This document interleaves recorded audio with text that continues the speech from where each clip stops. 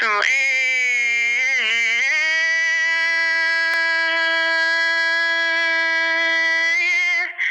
em yêu mày hiểu còn bao dài ơi thật nhiều mà cùng chia nhân là ô nín lo chiều chiều ấy mãi con mẹ hiếu mẹ ơi mẹ hiếu